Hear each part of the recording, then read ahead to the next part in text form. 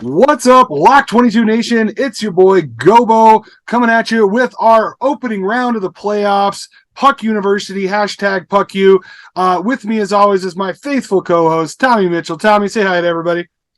Hey guys, welcome back to another episode of Puck U. Yeah, and we actually have the guest star of guest stars tonight. We have from AMC's Comic Book Men and Kevin Smith's Clerks 3, Mr. Ming Chen, and he came dressed for the occasion. Ming, how you doing, buddy? What's up, guys? It's an honor to be here with you. I don't have enough hockey fans in my life, so makes me very happy. I went out and embroidered this jersey I'm wearing just for you guys, just for the Puck for Puck U. But not really. Quick backstory: I am wearing a Puck U jersey, and this was a team put together by Kevin Smith back in 2009 to play in the Walter Gretzky Street Hockey Tournament in Wayne Gretzky's birthplace of Brantford, Ontario. Outstanding. How'd you guys do? We got our clocks cleaned, my friend. So yeah, real quick, the first year, Kevin got way into Wayne Gretzky and weed back in the early, the 2009, 2010. Decided he wanted to enter this street hockey tournament. Formed a team, a ragtag team. Kevin played goalie. I played forward. If you watch Comic Book Men, Walt Flanagan was on the team. Brian Johnson was on the team. We got a bunch of our friends together. Then we get up there, and we're playing Canadian beer league teams that have been together for 20 years. And Canadians born with a hockey stick in the net, in the driveway, born with a stick coming out of the womb. Yeah, we got massacred, but we had a great time. I remember seeing you guys on Comic Book Men playing street hockey, and you played it against a team that had a guy who was dressed like a clown with a Jason mask on. Yes, Kevin's got kind of a mascot, the Vulgar the Clown, a clown dressed up in fishnets, and lingerie. So they formed a team called the Viewskew Vulgarians, and that's where the clown mascot came from, and. Yeah, we got our clocks cleaned by them too. So as you can tell, we're not very good, but we have a lot of fun. Yeah, you know what? It's not whether you win or lose. It's how many teeth you can collect from the other team. Yeah, exactly. Good old time hockey, my friends. Old time hockey. There we go. I love it. All right. So speaking of hockey, it's the playoffs. No big deal. So we got some news going on. End of the regular season. Tom, I'm going to start out with you on this first news story here. The Pittsburgh Penguins missed the playoffs for the first time in 16 years, ending the longest active professional sports team streak of making the playoffs. How does that feel as a Pittsburgh Penguins fan? And also, they fire Hextall, they fire their assistant GM, they fire their VP of hockey operations, cleaning house. What's the future for the boys from the Antarctic? Playoffs? Yeah, we can't talk to you about the playoffs. It's definitely hopefully it's just a short rebuild. Hopefully we can get some front office people that know what they're doing. We got some young talent coming up. We got Gunsel, we got Pedersen. Hopefully Yari can get healthy and we can re-sign him. Then we just got to put a little bit more forwards, defensive guys together to get a team again. I don't think it's going to be long before you see the Penguins back in the playoffs.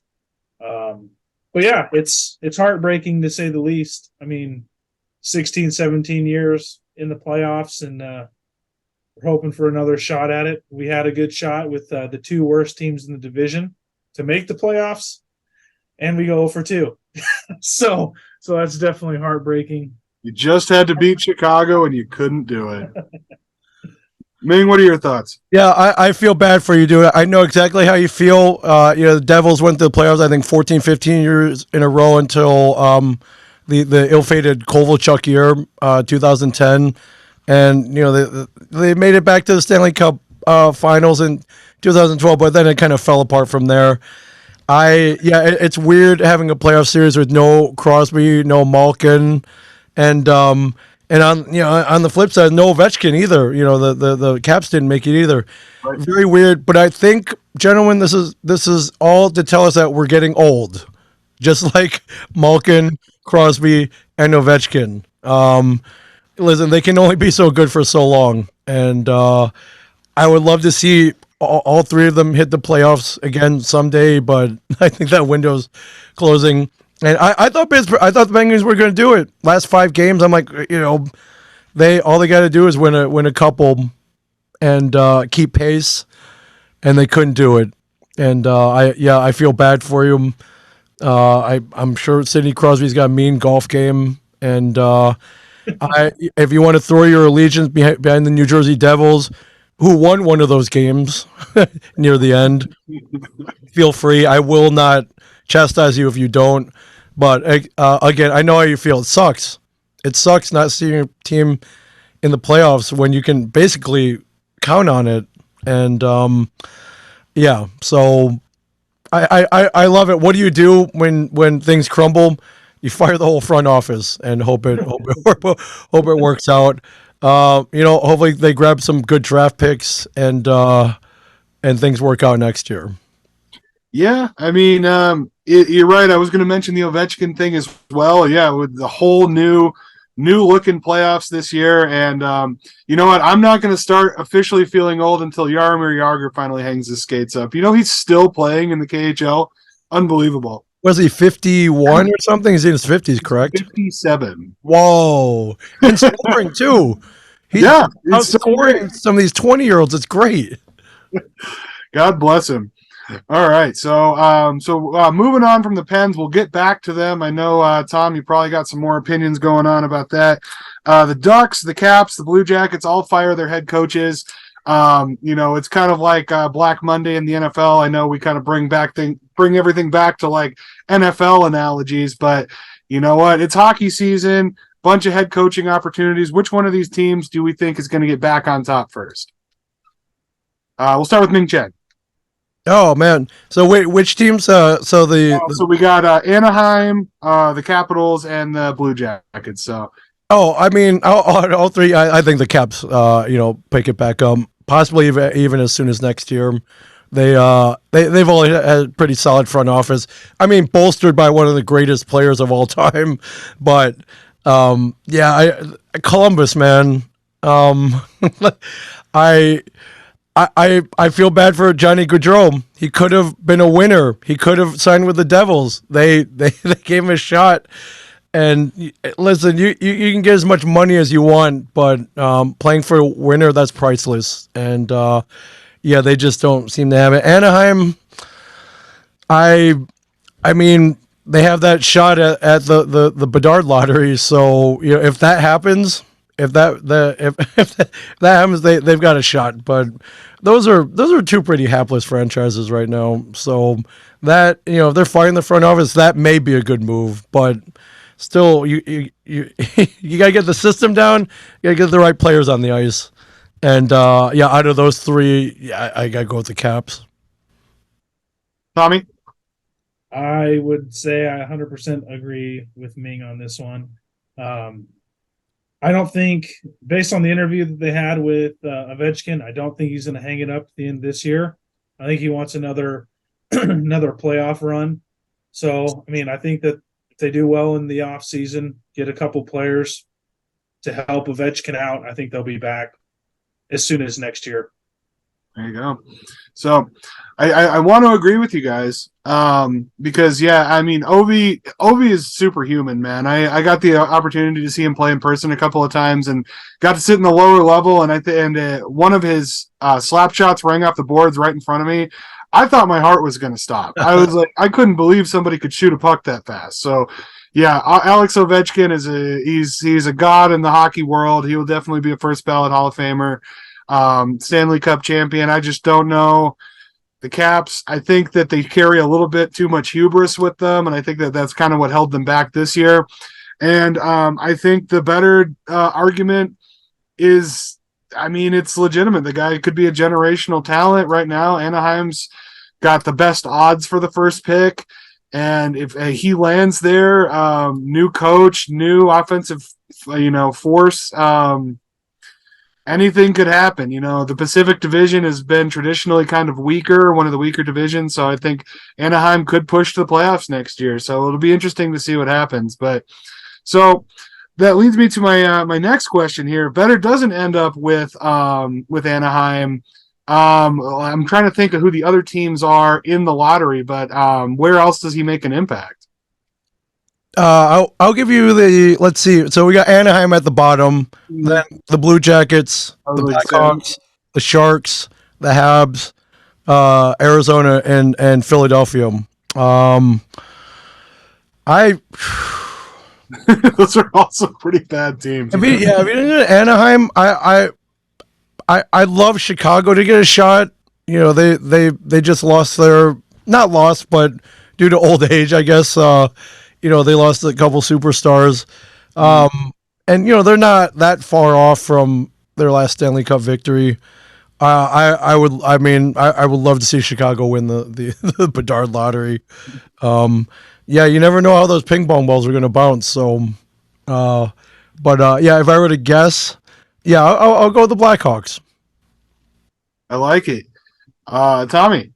Yeah, I'm actually gonna use something that Ming said a little bit ago. I mean, the Blue Jackets got Gaudreau. Let's throw in Bedard with Gaudreau and see what happens. I think that'd be a fun tandem to have on the same line, same time. I think that those both could make an impact for the Blue Jackets. Do I think that they would be a playoff team? Probably not, but it would be fun to see what it would do as far as talent-wise on that team that seems to be lacking. Yeah, the Bedard goes to Columbus, and that's going to be the most fun for everybody who doesn't live in Ohio.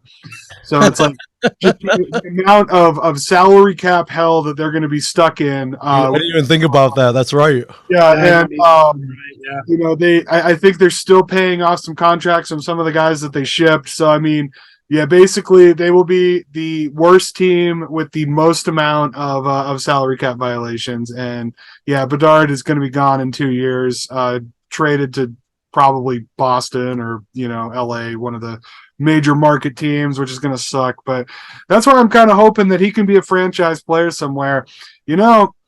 San Jose is interesting. There's basically have almost no, I mean, they got like what, Tomas Hertl is probably their best player. And I mean, he's borderline all-star. So, I mean, yeah, it's like, I think that he lands in San Jose, he can make a huge impact there. I think him in Montreal is really interesting. I know it's a low percentage chance.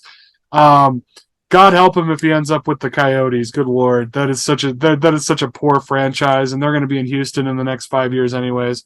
Yeah, good luck playing in that community college ice rink that holds 4,000 people. So I'll tell you, we went to during COVID. Arizona was the first stadium that opened their doors, and so we road tripped down there to go to the AVES Coyotes game. I didn't see one Coyotes fan in the stands. It was like 80% AVES fans and 20% fans of random other teams. Yeah, and so. I love your prediction. I firmly believe that Houston deserves a hockey franchise. 1,000%. Fourth largest city in America. I've met people down there who love hockey. Hey, they made it work in Dallas. Yep, exactly. And I think I think they should be next in line for sure. I firmly believe Arizona should move their franchise to Houston. Also, back to Bedard, I heard PK Subban just kind of talking about the playoffs, and he mentioned he's like, whoever gets Bedard, he could score 40 goals in his rookie season. That's how good he is, and I'm here to watch it as long as it's not against the Devils. So we're totally cool with that.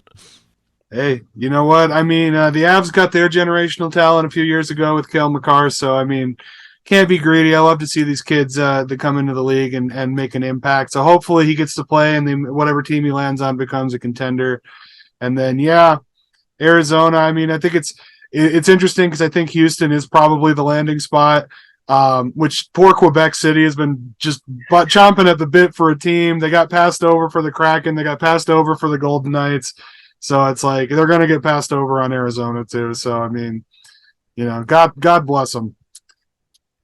Up next, Connor McDavid, my favorite subject. Connor McDavid, best season of any player in what, like 27 years or something like that. He scored got 151 points. Won the Rocket Richard Trophy already. I mean, is this just an obvious Hart Trophy selection again? I mean, it'd be pretty criminal to pick anybody else. I mean, seriously, this and what is it in the water in Edmonton? Like you just drink it, you become like just a video game player. Like Yeah, right. It's insane. And I mean the closest one next to him is Draisaitl, and he's like 25 points behind him. So I mean, what are you gonna? You can't give it to anybody else. Right. You can't. I think maybe Pasternak will be in the conversation just Sure. because of how well Boston has played this year, and he hit so many career milestones. But yeah, you're right. I mean, it's 150 points. You can't give it to anybody else. Yeah. Tommy? Yeah, I agree with you. I was going to ask a question to kind of throw this out there because Ming brought up Edmonton. Does McDavid do it without Draisaitl there, or is it that tandem so good that they just feed off each other? I mean, I think the stats would tell the tale, and does he do as well? No, but I mean, he's still awesome, but now he's more awesome. This is like putting Mario and Luigi together. You know, like you don't get it. They make each other better for sure. He did pretty good in Tampa. I got to give you that. I mean, Sure.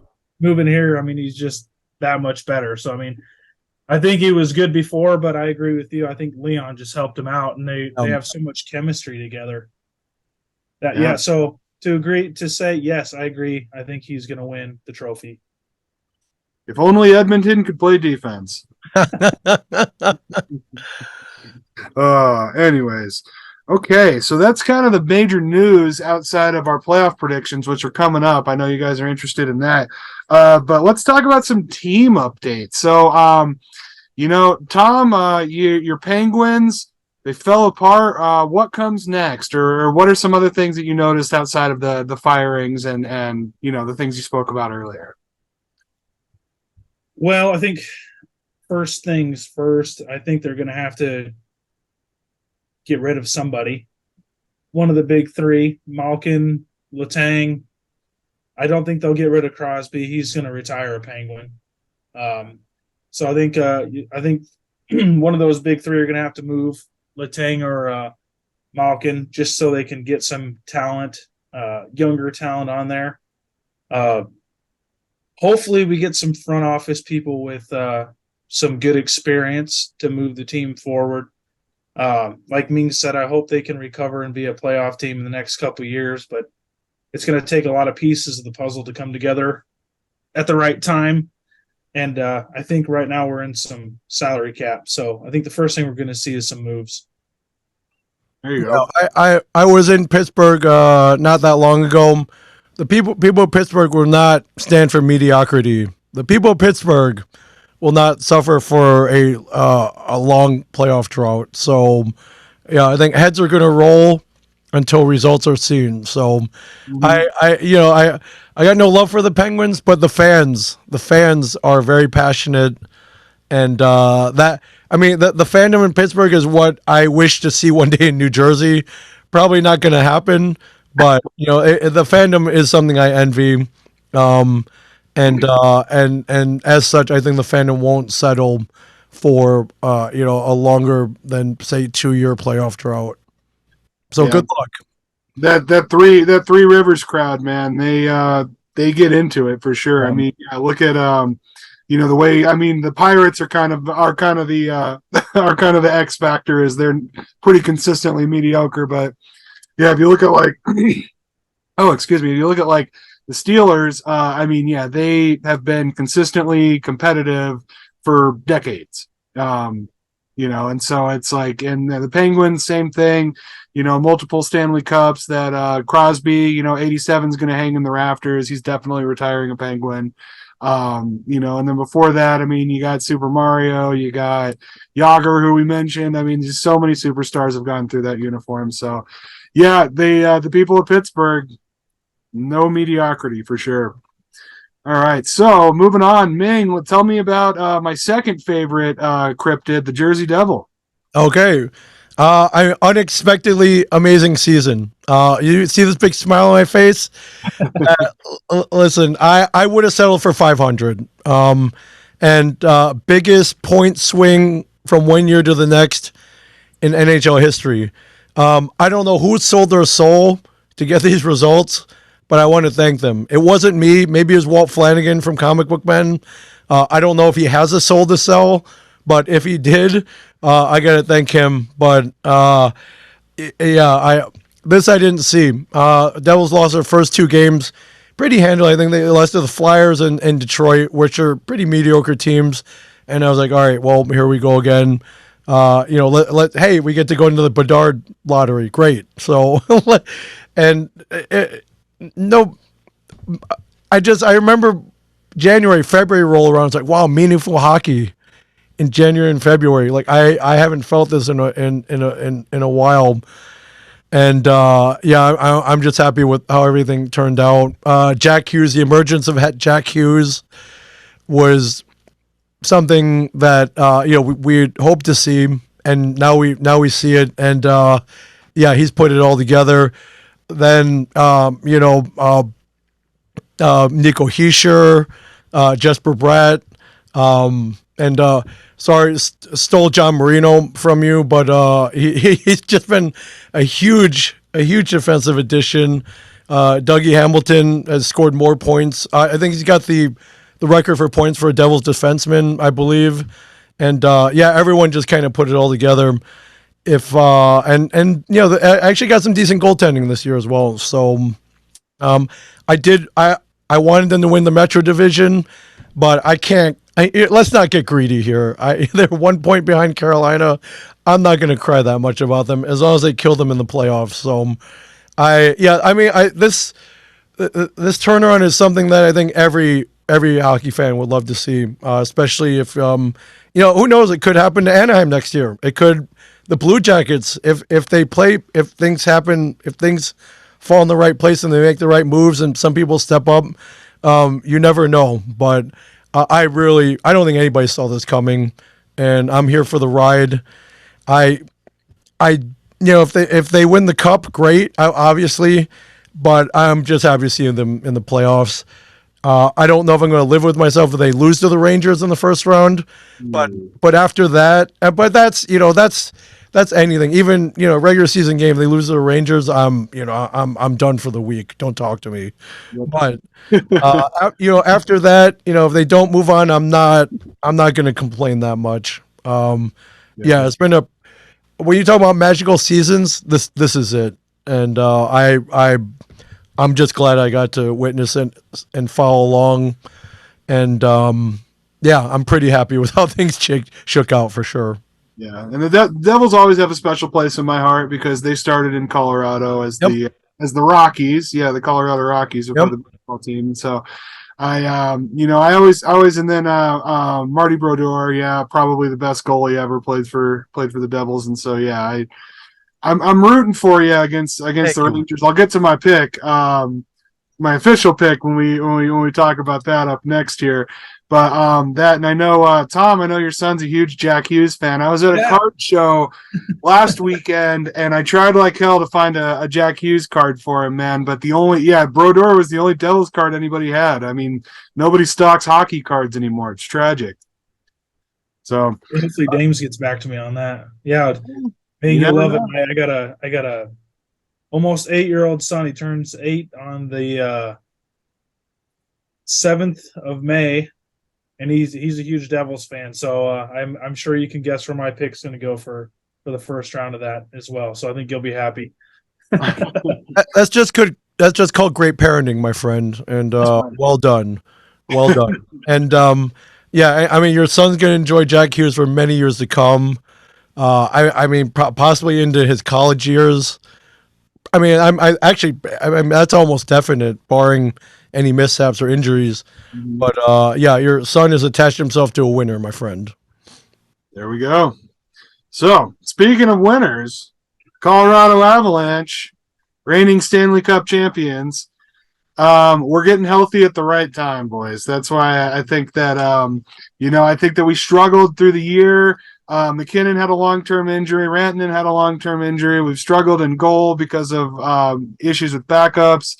Alexander Georgiev has played an insane amount of games this year, and he's still maintained a winning percentage. Makar is returning from injury here pretty soon. The only thing missing, of course, our captain, Gabe Landeskog, out for the season. Hopefully he's not done. He's a pinnacle of the city, so we really hope that he can return at some point. But I like our chances, man. It's almost the same unit that won the cup last year, and I think that we were seen as a bit of an underdog last year going into a couple of matchups. This year it's going to be the same thing. I think that there's a couple of teams in the West that are really good, and then of course all roads lead through to the mighty Bruins. So I think that we can do it. I didn't think that we could beat Tampa last year, and we pulled it off. So I feel good going into the playoffs. And I think that's a great segue into our next segment, which is we're gonna forego all of the locks of the week. Tommy, I didn't even calculate it. I know you won the series for the regular season because I always pick teams on their off nights. It's just like I pick teams and then they lose to Philly or they lose to Anaheim, and it's just like, you know what? I'm lucky I don't gamble that often because I'm not good at picking teams. So let's talk about all the way through all the way through next season. Keep that up. That's right. Yeah. Next season, it's going to come down to we'll have to do a bet where like one of us gets a tattoo of the winner's choosing or something like that. Oh, geez. Okay. Or maybe we'll let Ming pick it out for us. Yeah. All right. Sure. Playoff picks. Let's start with the two easiest series. Number 1, Boston and Florida. Anyone can jump in. Bruins for sure.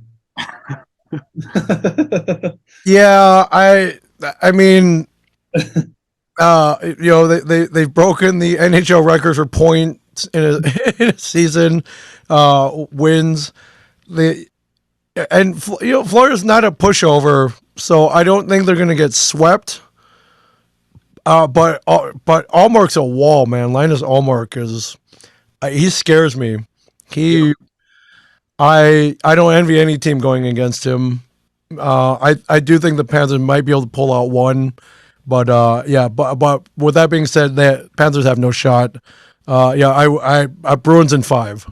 Yeah, I honestly think the Panthers are probably the worst team in the playoffs. I mean, that's saying something. Well, I don't know, maybe Winnipeg, but I think that honestly, yeah, it's not going to be competitive. Olmark is crazy athletic. Pasta, Bergeron, they got a murderer's row up in Boston. I think that anything can happen in the playoffs, but yeah, I'm predicting a sweep in this series. All right. Next, second easiest pick, Colorado and Seattle. I'll get us started. Avs. I concur as well.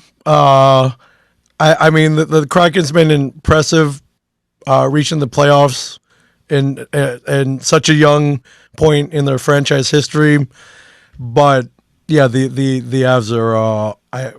I'm putting my full support behind you in the West, and yeah, I think the Avs are going to take it pretty handily, for sure. That's the hope. Tommy? I agree as well. I think it's the Avs. I think I am not going to be as bold as you. I think that the Kraken will steal one. I think it'll be the Avs in 5, just because the Eberle and McCann. I mean, they can surprise you every once in a while. So I think they'll squeeze one out of there. I think for the sake of the show and the love of my dear producer James Marves, I'll give the Kraken one win. Because they do have a tendency to get some gritty wins. That Eberle and McCann, yeah, that's a good scoring tandem. Goaltending has been kind of an issue. I mean, Seattle can score. I see it. It reminds me a lot of our Edmonton series last year, but just with worse players on the other team. So, and we did sweep Edmonton. So I'll give Seattle 1. The Avs might have a tune-up game in the first series, getting ready for the next opponent, but yeah, it's not going to be competitive. All right. Up next, let's talk about some more interesting series. Carolina and the New York Islanders.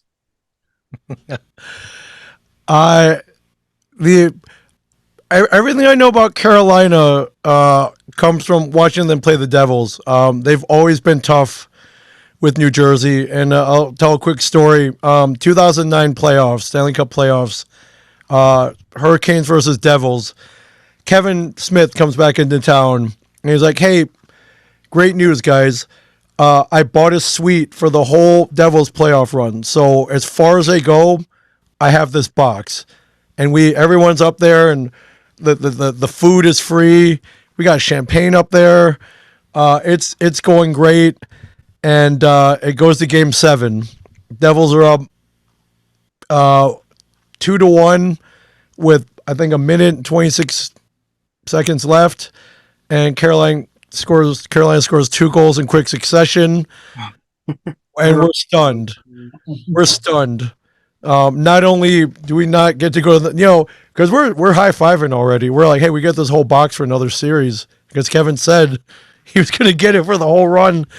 And yeah, it was like that was a gut punch. And there's something about Carolina. I don't, even in the regular season, I don't like facing them. And, God bless any team that has to face them in the playoffs. I think there's something, they kick it off during the playoffs, man. And, I think the Islanders have no hope. I don't think the Islanders are as good as they were last year. It's funny, we started calling the Islanders the Devils 2.0. Lou Lamoriello went over there.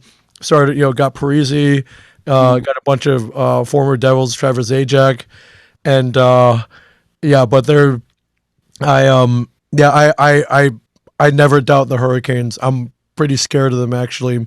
So Carolina's definitely going to take this one. Yep, Tommy. Yeah, I got the Canes over the Islanders. The only hope that the Islanders have is Sorokin stays healthy and can keep the puck out of the net. Yeah, that's it. Hoping for Raleigh. Hoping for Raleigh. I can see my baby tonight. Yeah, no. The Canes are gonna tear it up, man. Sebastian Aho, Timi Ranta, they got so much gas, man. They can score. They got good defense. I like Carolina. Carolina could be a dark horse in this whole playoffs. I think they maybe rival Boston at some point, but. Yeah, Islanders, they got a couple of really good players. I like them as a franchise, but yeah, I don't think they got the gas to hold up. Back to the West, Edmonton and LA. This one could get interesting. I know, this could be one of our 7-game series. Pretty interesting. Like you mentioned, the Oilers, offense obviously amazing. Defense, not so much. Almost at the other end of the spectrum. So this will boil down to, can the Oilers score more points than they give up, or goals? Can they score more goals than they give up to LA? I think they can. I think that's what it's going to come down to. and too much offensive talent on the Oilers. Not going to be easy. LA is not a bad team by any means. But yeah, I think, and that only take you that so far, scoring more points than you give up. But I think in this first round they can. I'm gonna give it to the Oilers in this one. All right. We have our first disagreement. Dissension, man. Here we go. Tommy. I actually am going to go with the Kings. And the reason being is they have just the last few weeks of the season, they've just been pouring the goals on. Like Ming said, I think they're a little bit better on the defensive side of the puck. And they have some good forwards that can score the goal. They're fast. They play really physical hockey. I watched the last game against Anaheim, and they were just pounding them. It was probably one of the more physical games that I've watched all season long, as far as hitting. And I think it's going to be a fun series, and I'm going to, just for fun, pick LA to win it in 7. So I hate to do this because I am a huge fan of comic book men, but I'm also going to pick LA. The Kings, the big momentum, man. I mean, they picked up a huge amount of momentum from about like 3/4 of the way through the season. They went on the pretty solid win streak. They tore that Pacific up. I think that they're one of the better teams in the Pacific Division, and Edmonton, honestly, Skinner is not the guy, and they're going to give up a flurry of goals, and it's going to be a good series. I think Edmonton fights back. I think they show a little bit of grit more than they usually do, but I still think LA upsets them in 7 games. I do want to point out Edmonton point differential plus 65, Kings point differential plus 23. So take that. If you believe in that stat, great. I'm going to stick with my pick though, and no need to feel bad for disagreeing, because in the end, I don't care about either of those teams. So I know at the end of the day, they're all speed bumps for the Avalanche. Yeah, exactly. They're just they're collateral damage basically. Yep. All right. Okay, here's a fun one. Mr. Chen, I'll start with you. Yes. Rangers Devils. The Rangers-Devil rivalry is one of the greatest in sports, in my opinion, and I love this matchup. I love that it's a first-round matchup. I believe if the Devils did win the Metro, they would have faced the Panthers, which nobody wants to see that. This is the matchup that I want to see. This is a matchup that I think NHL fans want to see. For me personally, it's always me versus Brian O'Halloran from Clerks. Dante from Clerks. He's the biggest, most obnoxious Ranger fan that I know, and I love rubbing it in his face when the Rangers go down in the playoffs. And this is the one I want to see. Devils got home ice the playoffs, and I actually didn't want that because they played really well on the road. So I was kind of like, I don't know if home ice is necessarily the best thing. And Jersey's record, head-to-head record, was 3-0-1 versus the Rangers, which says a little bit, but they're not going to go through and not lose to them in this playoff series. Not in my opinion. It's gonna be a hard fight. It's gonna come down to Jersey's goaltending. I think Jersey's definitely got the speed. They've got the offense. Their defense, however, I think that's the key. I've seen some pretty poor defense in several games. They definitely have room for improvement on that. Hopefully the adrenaline kicks in. The importance of being back in the playoffs after so many years kicks in. And honestly, I can't go a year where the Rangers beat the Devils in the playoffs. Not only will that hurt me personally, but I'm gonna have freaking Dante from Clerks rubbing it in for a year, and I just can't live with that. We go to a lot of Comic-Cons together. Like he wears his jersey, his Ranger jersey at every con. Was. We went to a Wild game in Minnesota. He wore the Ranger jersey. I mean, come on, bro. So yeah, I can't. I don't. It's going to be a dark world if the Rangers win this playoff series, and I don't think they will. I'm going to give it. I would love to see the Devils win it in 6. But with that being said, New Jersey with this turnout, let's keep going. Let's keep it going. Again, if they don't win the cup, I'm not going to cry. I'll cry a little bit, but I'll cry even more if they lose to the Rangers, which they won't. I'm giving this one to the New Jersey Devils. Here we go. So, I guess I'll break it to you. I'm rooting for the Devils. I really am. Like I said, the Devils got a special place in my heart. One of the best Stanley Cup series like in the history of the game was AVES Devils in 2002. Brodeur, Waugh, just oh my god. Yeah. Hey, you got to. I mean, we got to see. What's his name from Boston lift the cup. Oh my god, his name is escaping me right now. But anyways, the addition of Patrick Kane, I think it just added so much to the offense on for New York. Plus Igor Shesterkin, man, like he's just the wall. The guy is godly. I mean, he's an elite goaltender. I think it's between him or Vasilevsky for the best goalie in the league. Just consistently. I know there's a couple of guys who have flashed up, had really good seasons this year, but yeah, I just think, Jersey, they've been out of it too long, and New York's got too much talent. I got to pick the Rangers. Well, I am going to agree with Ming on this one. I learned my lesson during the regular season. My cousin James is on the show, Ming, if you watched any of the episodes before, and he's a huge Devils fan as well. And I picked the Rangers to beat them during one of our locks of the week. And the first thing that happens is I get a phone call with him yelling in the phone, "You do not pick against the Devils when they play the Rangers." So I think I'm going to go with you as well. I don't think that they're going to sweep by any means. I think it's going to be a longer series. As far as talent, they're pretty even. Like Gobo just said, they have a bunch of offense on the Rangers. Hopefully the Devils defense can hold up to that offense. It's going to come down to goaltending as well. I agree with that. I'm going to pick the Devils in 6. Okay. Back to the West. This one's a little bit easier because I don't know. None of us have buy-in into this one. Vegas and the Jets.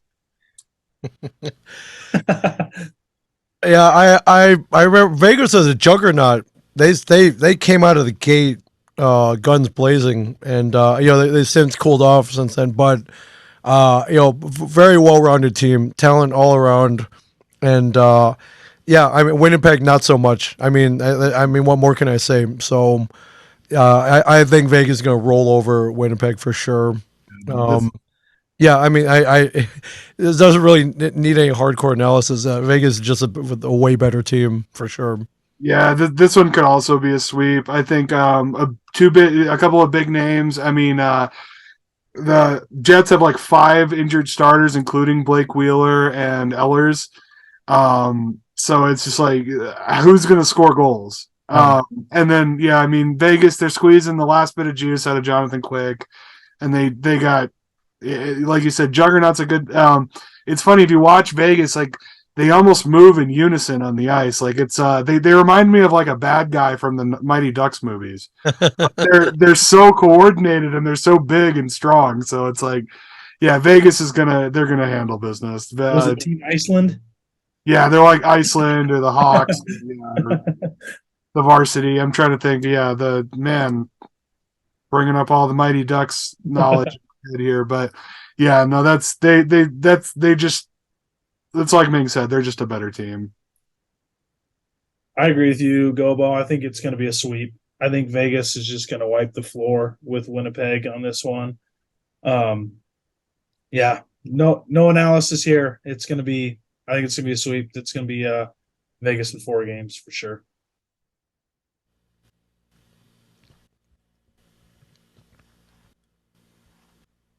All right. So our could be the two most competitive ones, depending on how things shake out. But let's start in the East. Lightning, Maple Leafs. A lot of firepower there. That's a lot of talent on that rank. Toronto, man. Here we go again, right? In the playoffs. Here we go again. Can they make it out of the first round? Will they break hearts in Toronto in the Great White North yet again? Oof. I always want them. I want them to win. I want them to move on.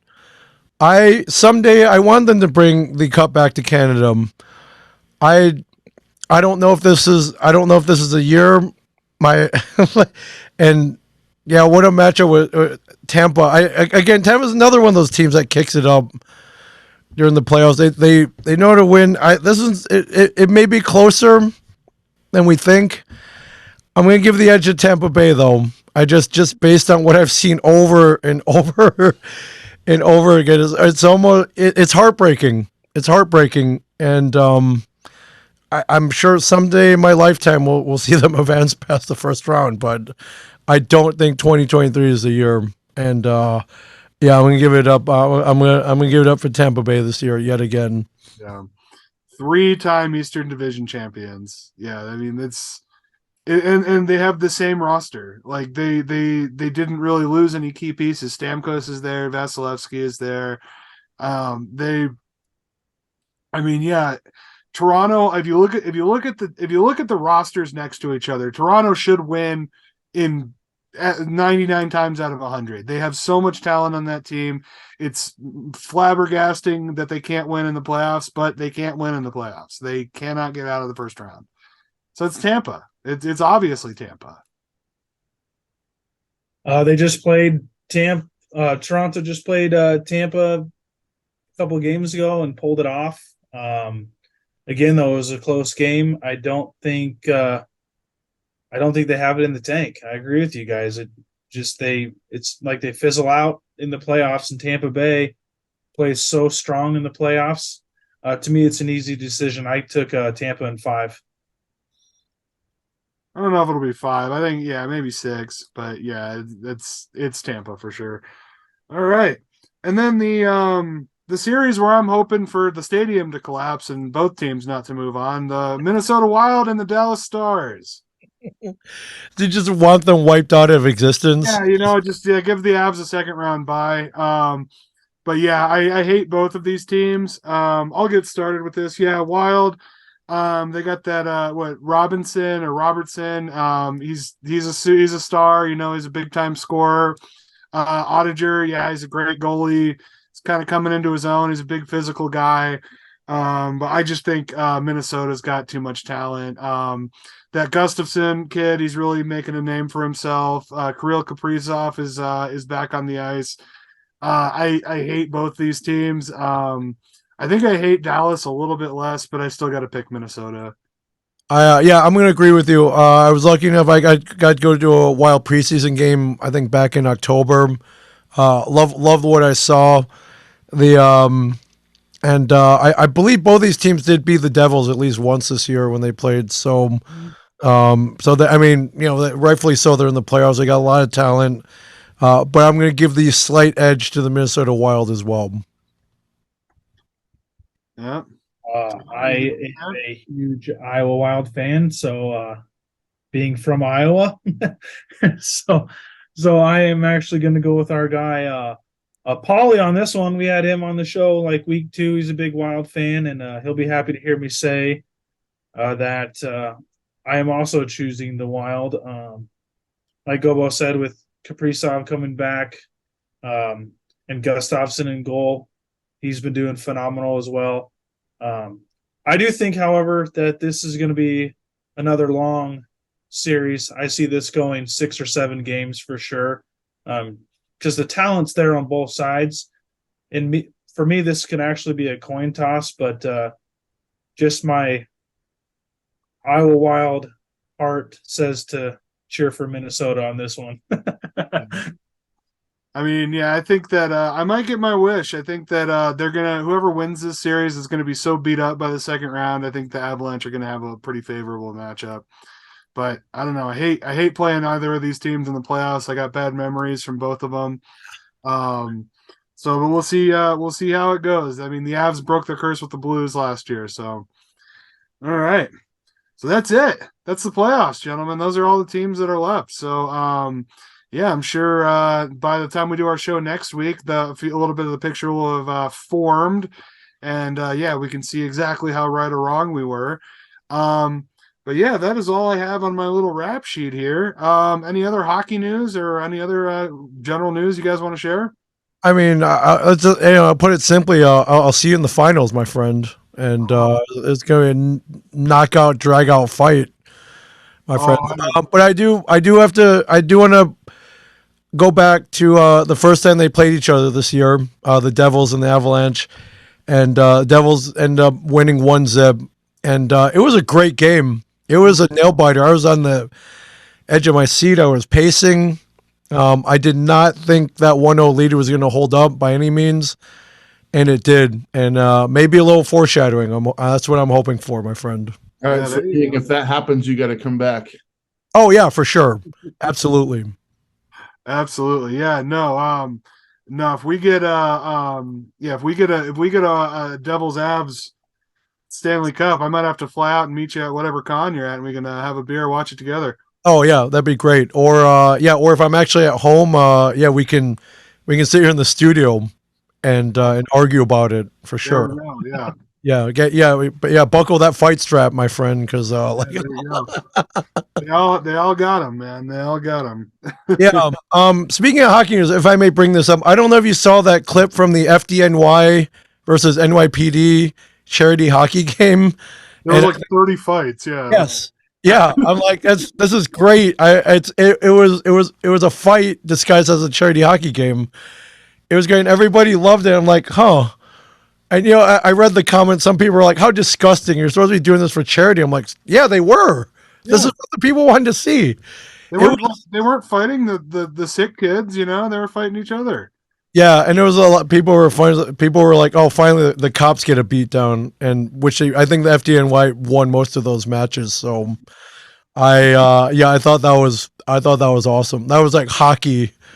Even you take it to law enforcement, like people save lives, but when it all comes down to it, it's still hockey. It's just hockey. No, it's funny. I work for the city government, and I work with a lot of police officers and firemen, and that surprising amount of animosity between those two. Yeah, it's like you feel like they'd have more of a symbiotic relationship with the nature of their jobs, but no, it's a weird rivalry. Yeah, and they're not allowed to settle it on on the streets of whatever city they're in, but on the ice they can, and they did, and I love it. I loved it. I thought that's why we all love hockey. Yes, right. Yeah, where else can you punch somebody in the face and have minimal consequences? Yeah, nowhere. I don't think anywhere you can. So yeah, what a game! What a great game. We love it. That's why we do it. Well, that's the show, everybody. I want to give a colossal thank you to our guest Ming Chen from AMC's Comic Book Men. Ming, you can catch him around the country. I know he does a ton of conventions. Come see him. He's a very friendly guy. He'll talk hockey with you. Oh, yeah. But yeah, so thank you so much for being on the show. Absolutely. And enjoy the playoffs, my friends. Enjoy them. Greatest playoff tournament ever in any sport, for sure. Nothing like playoff hockey. Yeah, I'm excited. Dames, you're going to have a short experience with it this year, but I'm excited that you get to see it. At least he gets one. At least he gets an experience. At least he gets one, yeah, right? Hey, you got 16 in a row, my friend. All right. Ladies and gentlemen, my name's Gobo. For my co-host, Tommy Mitchell, and all the rest of the crew here at Lock 22 Productions. Thank you so much for watching Puck University, #PuckU. We will see you next week.